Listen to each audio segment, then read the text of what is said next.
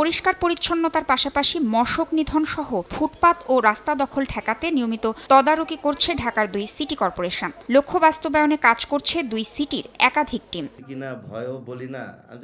রাজধানীর একটি হোটেলে 5 নাগরিক সমস্যা সমাধান বিষয়ক অনুষ্ঠানে রাজুক চেয়ারম্যান বলেন, যানজট নিরসনে পার্কিং উদ্ধারে কাজ করছে রাজুক। আর ঢাকা উত্তরের প্রশাসক জানান, হকারদের পুনর্বাসনে নির্ধারণ করা হয়েছে 6টি খোলা মাঠ। যানজট নিরসনে আমরা অনেক কিছু করতেছি, তার পাশাপাশি রাজুকের উপর দায়িত্ব হয়েছে যে যেভাবে প্ল্যান নিছে সেই পার্কিংগুলো তুমি উদ্ধার করো। পার্কিংটাকে যদি আমরা সত্যিকার অর্থে উদ্ধার করতে পারি তাহলে দেখবেন যানজট কিন্তু অনেকাংশে কমে যাবে। ফুটপাত জনগণের সেবা এবং জনগণের হাঁটার জন্য চলাফেরার জন্য ব্যবহার করবে। জনগণ তাদের হোল্ডিং ট্যাক্স দেয়, তাদের এটা অধিকার এবং তারা এটা করবে।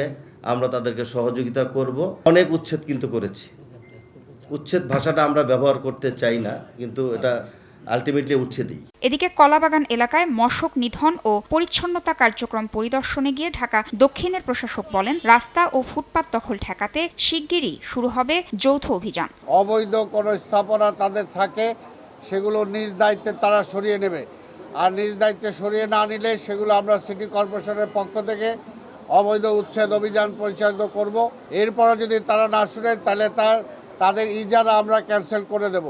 একই অনুষ্ঠানে সড়ক পরিবহন মন্ত্রী বলেন, বর্জ্য ব্যবস্থাপনা, উন্নয়ন, রাস্তা সংস্কারে বিগত যে কোনো সময়ের চেয়ে বর্তমান সরকার বেশি মনোযোগী। যে কোনো সময়ের চেয়ে সিটি কর্পোরেশন বর্জ্য ব্যবস্থাপনা বলেন, উন্নয়ন বলেন, তারপর মশক নিধন, স্ট্রিট লাইট, রাস্তা সংস্কার, এসব ক্ষেত্রে আগের যে কোনো সময়ের চেয়ে বেশি মনোযোগী নিয়ে কাজ করছে। তাদের এই অগ্রযাত্রা অথবা এই দায়িত্ব পরায়ণতা অব্যাহত থাকুক। বাসযোগ্য নগর গড়তে সিটি কর্পোরেশনের কার্যকর পদক্ষেপের পাশাপাশি জনসচেতনতার বিকল্প নেই বলে মনে করেন সংশ্লিষ্টরা। তাসনিয়া নিশাত, মিম, সময় সংবাদ, ঢাকা।